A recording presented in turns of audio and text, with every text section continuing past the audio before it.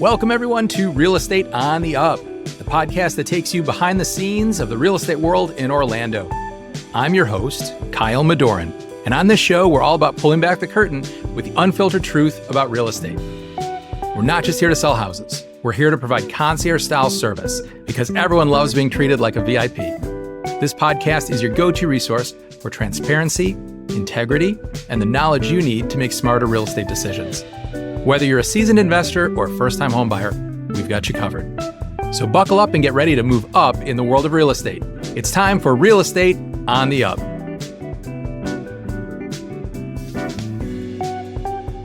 Today, we're joined by a guest who's been a mainstay of the Orlando real estate industry for 2 decades. Ray Lopez is a real estate broker, the founder of the Ray Lopez Team at Keller Williams Advantage 2 Realty, and the operating principal of 3 Keller Williams market centers. His perspective of doing business with a focus on great customer service is evident in his team's tagline, "Your real estate team for life," which I love. I think that's great. Running a team that has provided assistance to over 3,000 families is certainly no small feat. And I know whether you're an interested buyer or selling a home, or you're investing in real estate, or you're an agent seeking inspiration to succeed, you'll absolutely enjoy learning from Ray's experience and vast knowledge today. So without further ado, it's my pleasure to introduce you to real estate giant Ray Lopez. Thank you, Kyle. I appreciate that. Yeah, I've been lucky enough to be doing in this great profession for about 20 and a half years. Last August was my 20th year. I couldn't be happier with the choice I made 20 years ago.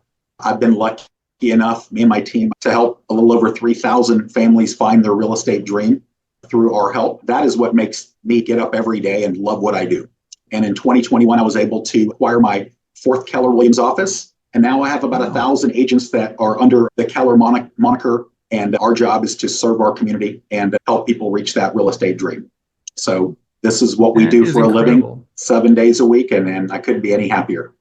Look at you, pedal to the metal. You don't let off the gas. I mean, that is, so you are still growing, still doing stuff. That is amazing, right? So Ray and I have known each other for about 10 years, and I've just always been impressed with the way that you talk about real estate in such a way where you're a service provider. It's not this slick salesman type of approach, which certainly I think resonates much better with the public than someone who's just churning out the transactions. I think building those relationships is so important. And you have done a great job of instilling that in others and building your team. So how big is the team that you have right now that you work with? So we have about 6 realtors on our physical team. We house out of our Waterford Lakes Keller Williams location. We have 2 full-time assistants, and we sell in the neighborhood of about 110, 130 houses a year. And we are very happy doing that. And it's all referral-based. That is incredible. That is incredible. I love that. And certainly referral-based businesses have a tendency to be a little more resilient to market changes. So when things, our market is always changing, and especially over the last couple of years, we've seen substantial ups and downs. So by building a business like you have, it's a great insulator against those changes. So if there's agents out there listening, because some of the audience we have are real estate agents, some are home buyers and sellers, some are investors. But for those agents out there, what would you say is advice for getting started in the business and wanting to build a business that will last, that will perpetuate and not be something that they're going to have to worry about finding another career, as a lot of agents do after they get in the business a couple of years? Well, when I first got started, people asked me, Ray, would you ever work with your family and friends? Because sometimes business and family don't get along. And my thought is, if you're a good person, and that you define what you consider to be a good person, you owe it to your family and friends because you should be giving them the best service possible. Okay. So when people start in real estate, we have a lot of people in the last few years, Kyle, you had mentioned this earlier before the podcast started. There's a lot of people in real estate right now. We have somewhere right around 22,000 realtors here in the greater Orlando area. And it's swelled to that number over the last few years because real estate was really, really popular, let's just say for the last 12 years. Okay, we've had a really good run of appreciation, and people looked at it as a career that they could do with their career as an add-on, dual agent, or they could leave altogether and become a realtor. So if I was a realtor today and I was talking to myself, my young self 20 years ago, I would say it's really all about what you do for your client and how you stay in touch with your client. Okay. I started with my family and friends. And my goal was to get them to understand that I was a professional. So I went to work delineating the market. So when somebody asked me, anytime I had a conversation about real estate, how's the market? Because that's probably what we get asked more than anything else. Right. Because the market is always changing. Literally year to year, it's a different market, even in Orlando. Okay. Yep. And during the year, there's a micro market inside of the year where there's a great time to sell and a great time to buy in every market, in every year. So once you understand the trends of the market, transaction counts, pricing, let's just use last year. If an agent could understand, this would help them have great conversations with their database tomorrow. January and February are our two slowest months every year, literally every year, except for COVID and except for 2010, 11, and 12. Okay. And the reason that they were like that was those were different years. One was a collapsed market and one was COVID market, right? So when we look at the market in general, and we know that we're slower in the fall and the winter, and we're busier in the spring and summer, we can have great advice for when somebody says, Ray, when should I buy to get the best deal? When should I sell to get the best deal? And if you're honest with them and just say, look, I would like, for instance, if an investor came to me and said, Ray, should I buy today in June? I would say, if you need to buy today, great. But you're going to be paying a premium today because the market is very, very, very hot. I personally buy all of my investments in October, November, December, January, and February because there's less competition, and economics 101 is very, very apparent in our real estate market. Supply versus demand. So that was a long answer. Yeah, no, that was great. And it's amazing how it does boil down to supply and demand so very much. And if people just do a good job of understanding those mechanisms and having the data that they can interpret the correct way, they can give the best advice possible. Yep. So knowing that data is very important and being informed about the marketplace is vital. How do you stay informed? Where are the places you go for the best information to share? Well, my license is hung here in Orlando, one of my licenses. And I'm a member of ORA. And what I love about ORA, Orlando Regional Realtor Association, is they send us an email every month that has a video about our market. And it's only about a minute to a minute and a half. And it talks about supply. It talks about inventory being supply. It talks about sales year over year, month over month. And more importantly, it talks about our median price. So what I think is great is if you look at last year, let's just look at last year. If I followed the ORA video, they call it the market pulse or the state of the market, and I start in January, our median price started at 360. We went all the way, 350. We went all the way up to 390, and we ended the year at 360. That's that bell-shaped curve, and it all follows transaction count. In January, we had 1,650 transactions. By summer, we'd gotten to about 3,400. And by December, we had gotten back down to about 2,200. Again, I start with the market pulse. They give me a 9-page, it's just a lot of data. But in one of those pages, it's just for the realtor to see what's going on. So when I meet with buyers and sellers, the first thing I take out is because they may or may not know me. What I take out is I take that out and I show them what the market looks like because numbers don't lie. So I start there. And then every morning, I'm an early riser. The first thing I do is I comb through real estate stuff. I have Forbes. I go to realtor.com. I look at Zillow. They have great articles about different things that are happening in the market. I look at the distress market because people are always saying, Ray, when's the market going to crash?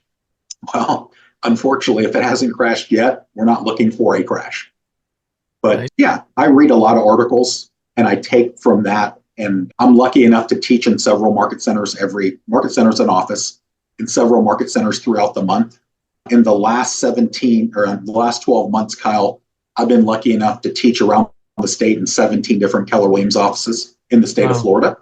And it's really all about the market, what's happening, what the trends are, portability, of course, and fraud. So, gotcha. Yep. Those are certainly big topics. We're definitely going to talk about portability today.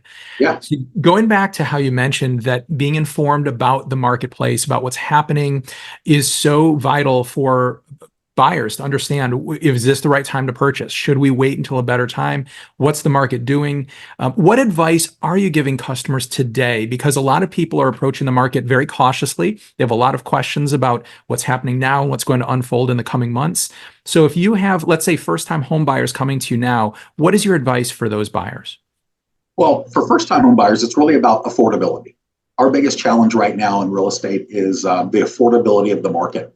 And especially in Florida, because not only are we battling high mortgage rates, we're also battling higher prices. We're still a lot cheaper than most of the major markets in the country. But what we have that's not really going for us is homeowners insurance. Homeowners insurance right now, we're the highest, our state has the highest premium of any state in the country. And our average $300,000 home, you're in it a little over $5,000 for homeowners insurance. I had a client the other day go, Ray, my homeowners insurance went up 24% year over year. What do I need to do? And I said, well, unfortunately, you need to shop. I mean, there's nothing you can do. If your provider isn't giving, but you have to look apples to apples. So first-time home buyers, it's about affordability. What I would say is, if you can afford the payment, then you need to buy. If you can't, the unfortunate part is rents are still historically high. So if the rent payment and the ownership payment are similar, the benefits of owning a home are what much outweigh renting a home. Right. So even though our market's pretty flat for transactions year over year, Kyle, we are still up 5% appreciation. That shows you that people still want to buy in our market, even though there are less people buying in our market. So first-time home buyers, look at that affordability number. If you can afford to buy, maybe you talk to your family and friends and see who's willing to invest in your future of a homeowner. They'll be able to homestead the property. So that's a great investment for a parent or a friend. And they have a renter that they know. Right, absolutely. Now, you mentioned Homestead. I want to go back to the portability. So now switching gears a little bit from first-time home buyers now to home sellers. Yep. One of the things that very few people are aware of is, number one, I'm shocked some people don't even know what a homestead exemption is. So I'd like you to explain just briefly what is a homestead exemption. And then secondly, for those customers who are moving from one home in Florida to another home in Florida, what is portability of homestead exemption? Yeah, so homestead exemption is something that we are lucky to have, and there's other states that have it. But ours works like this. If you are to buy a primary home in Florida and you are the primary homeowner, you can only have one homestead. Once you declare homestead, and if you buy this year, you're going to declare homestead by next March 1st. Okay, and that's, you have to either go online or fill out a form, and you actually establish homestead. What that does for you is a lot of people don't know this, but it values your house. So let's just say I buy $1 million house, and because I like round numbers, and they're actually going to value my house, my assessed value, what I pay tax on, somewhere right around $850,000 to $875,000.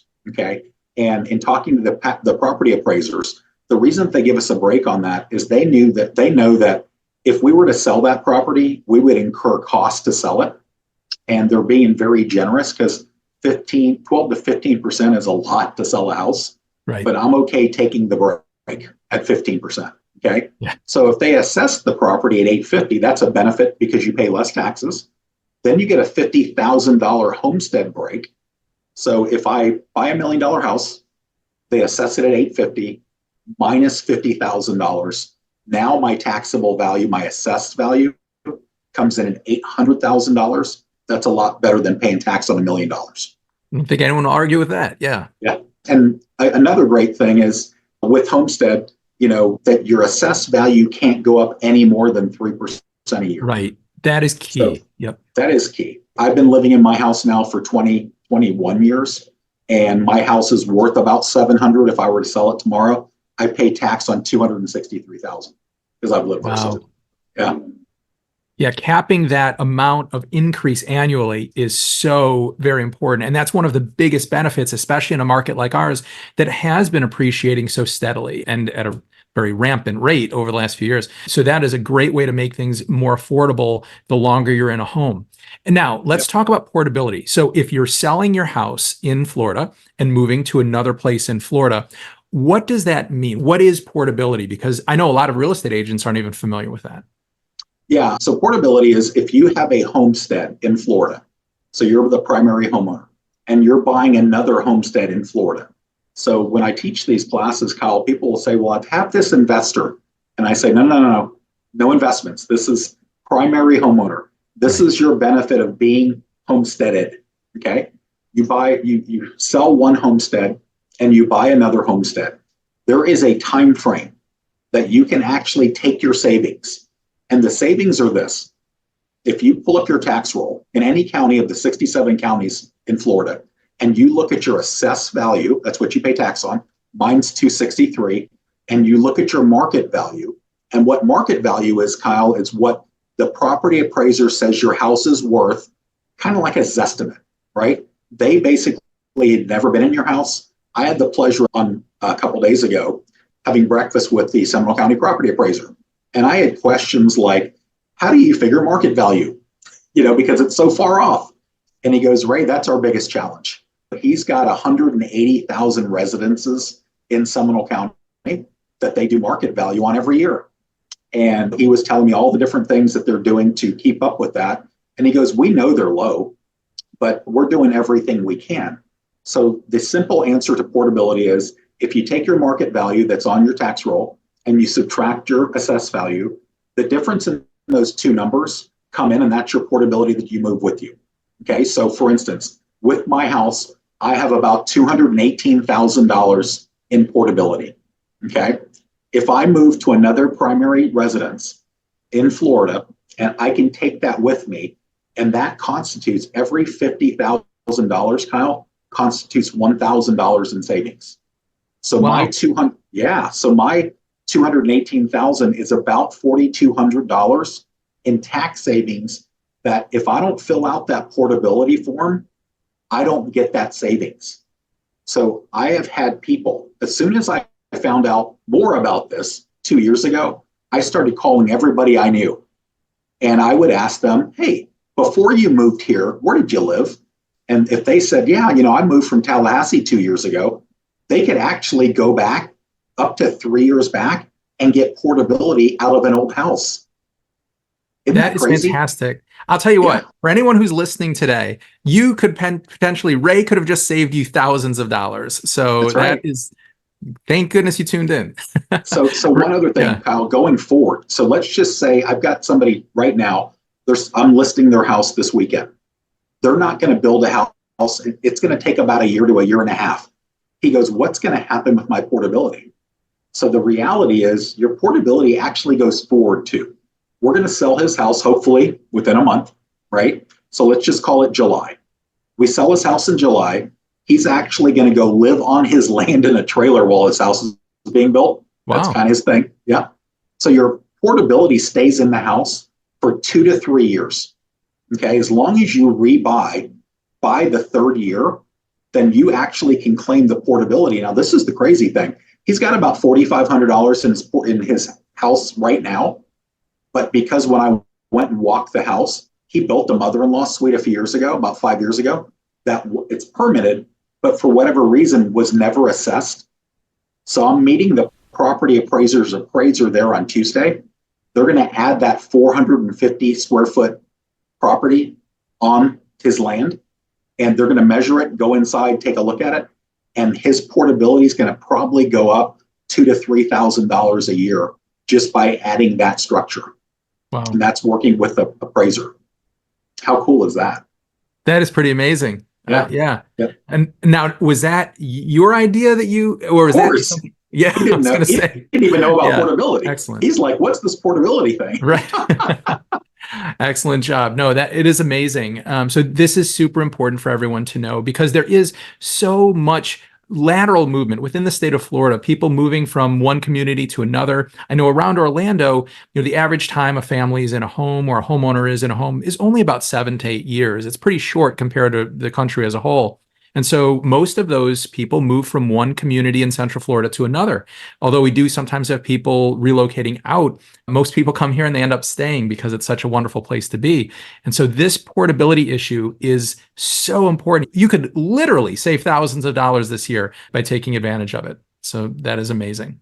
So you've had 21 years of incredible success in real estate, and you've seen a lot of things come and go. And with the trends that you've seen over the last 2 decades, if you could look into a crystal ball and say, this is what I anticipate happening in the real estate market locally over the next 12 months, what do you anticipate is going to be happening here in Central Florida? Well, I think everything's going to be very similar. And the reason I say that is with the election coming, we have a lot of uncertainty. Okay, so last year, a lot of people thought rates would drop this year.